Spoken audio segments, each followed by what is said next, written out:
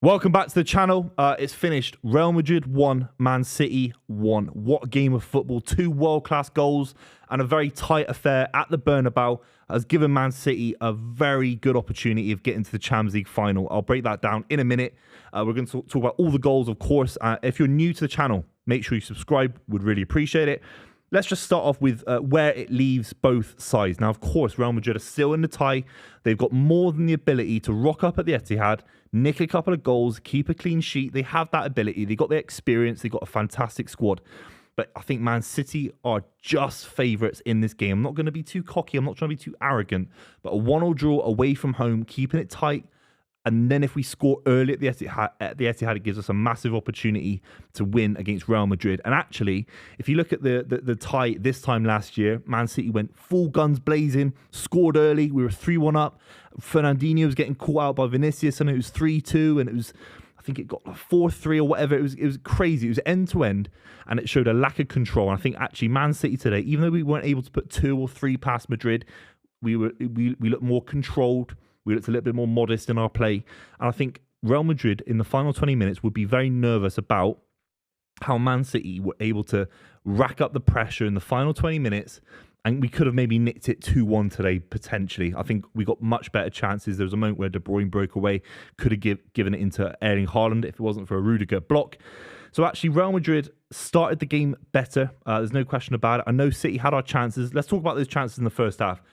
There's a big chance for Erling Haaland on his head. Grealish did very well, beat Carvajal, lost it in far post to Erling Haaland. But for me, the cross was a little bit too deep. It was hard to get power on it, and Haaland wasn't able to do anything with it. Haaland, first time on his left foot as well. Similarly, it was a very hard chance. I don't think Haaland had any big opportunities today, really. Of course, in the second half, a big block from Alaba. And it felt that even though Man City, we had a little bit more of the ball, a couple of chances, we looked confident. That's when we got hit on the break, and that's when Camavinga gives the ball into Modric. Modric, as a little pivot, sort of pivots around Rodri. Suddenly there's no space. There's loads of space in behind Rodri. And then, of course, Vinicius, it runs across his body and he scores an unbelievable goal.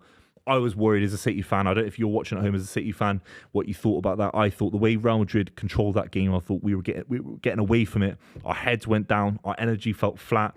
But we came out in the second half and we just kept going at it. I'm not saying we're at a 10 out of 10 today. I'm not saying even a 9 out of 10, but we plugged away. It was a 7 out of 10. It was a Gareth Barry level performance from Man City across the board. Consistent, kept plugging away, kept the ball going.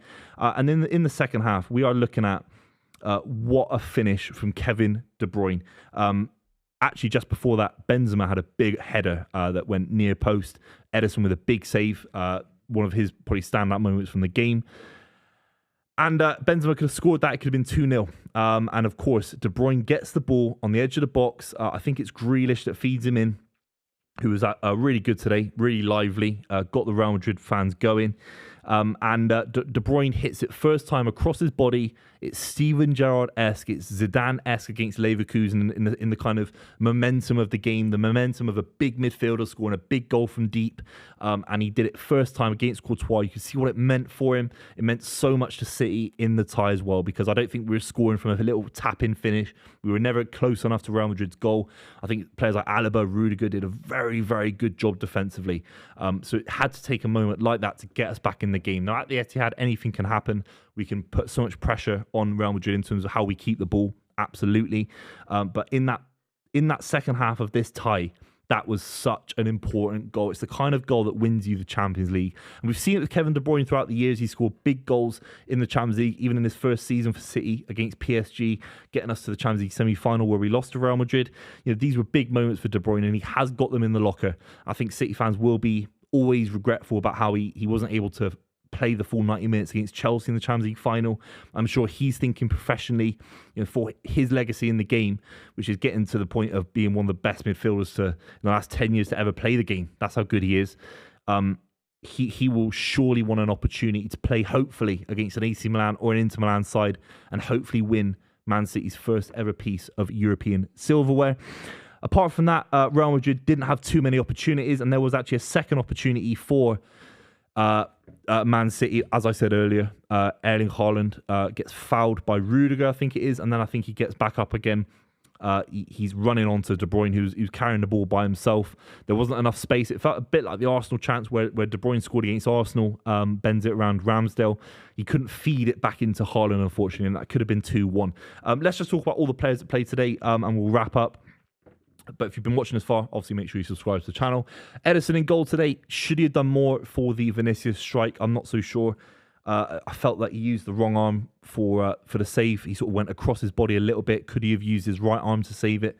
I'm not so sure. But I think he maybe could have done better, potentially. Kyle Walker was good today. I was worried a little bit about his rashness, his quality on the ball, but really didn't have much of the ball today. He actually did bomb on, stretch the defence. For Real Madrid, he stretched Camavinga at points, but there wasn't too many standout moments, but a decent performance nonetheless. John Stones was absolutely magnificent today. He's been asked to play in midfield. He's being asked to do everything, and at points he was popping up in their box. You have to even just question how supremely fit someone has to be to do that at this level of a Champions League game. John Stones popping up in defence, popping up in the Real Madrid box. It's unbelievable. He was fantastic. Ruben Diaz really didn't have much to do. I can't sit here and say he was putting in mad blocks like he was against Bayern Munich. He was just decent, no question about it. Akanji got done a little bit. I think he gets done by Valverde on the edge of his box, and maybe that's just being on his weaker foot defensively. It might have caused him a few issues. But he had a solid performance. I think Ake needs to come back in. I think Akanji needs to come back in. And we need to play the four centre-backs with Akanji on the right, Ake on the left, and then Diaz and Stones for me. Because I just prefer Ake defensively on his left foot. I think he'll be really important on Rodrigo if he can stay fit. But keen to see what you think in the comments down below, of course.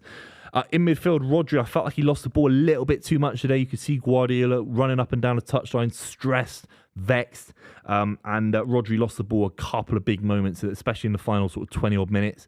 Not like him. Didn't have a poor performance, no question about it, but maybe he got a little bit done by the midfield. He got a little bit out-pressed by Camavinga, Tchouaméni at points. Ilkay Gundogan, again, I think our midfield got a little bit suffocated by Real Madrid a little bit. I mean, they weren't pressing aggressively. This isn't the kind of Liverpool press or anything like that. But at various points, we weren't able to play through Real Madrid. That is just the reality of it. Actually, Real Madrid were playing quite deep, and their midfield were able to kind of soak up pressure. And it never felt that we were making inroads through their midfield, playing in Haaland, him getting in behind the centre backs. It felt comfortable. We were always whipping in things from the width of the pitch, and that's down to a good quality midfield performance from Real Madrid, no question about it. De Bruyne, I mean, what do you say about this guy? If we're going to win the Champions League, it's going to be Kevin De Bruyne who helps us win it. Gerrard had to do it for Liverpool, Zidane against Leverkusen for Real Madrid. These big players win it for big clubs in the Champions League. Maybe in the Premier League season, you can get away with certain players playing in different positions like Guardiola loves to play. But with De Bruyne, sometimes you're just going to have to sit there and say, Messi, Guardiola's never won a Champions League without Messi.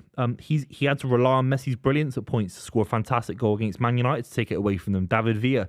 Sometimes you have to rely on these big names, and De Bruyne will be that name for us if we get to a Champions League final. And that finish, I mean, the quality of it is absolutely sublime. The front three, I mean, it was interesting today. I mean, a year ago, Jack Grealish would never, ever, ever have started in the Champions League semi-final against Real Madrid. He was a squad player. He was a rotation player. Wasn't trusted in big moments. Even when he came on against Real Madrid at the Bernabeu, I think there would have been a level of frustration from Guardiola that he didn't finish that chance. He was really good today. Beat Carvajal a couple of times. Draw a few fouls. If you're not winning the game, especially if we were losing like we were for a large part of the game, it could look a little bit naive. I mean, you don't want to get anyone sent off.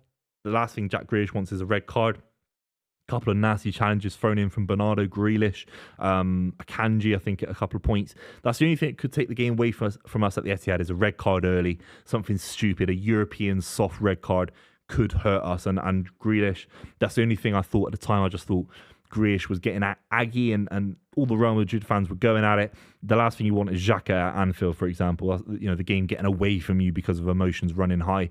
But I think he walked a very thin line on the right side of winding up Real Madrid fans just enough. On the right, Bernardo Silva, I think he was actually handled really well by Alaba on the left-hand side of the defence. And of course, Camavinga playing the kind of Zinchenko inverted left-back role.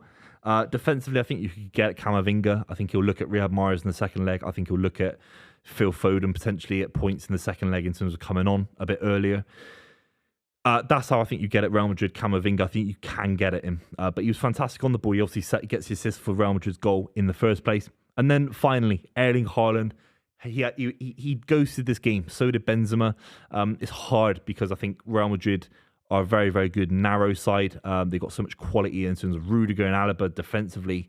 You know, he got completely done in the game. He had nothing to do, really. It's not his fault.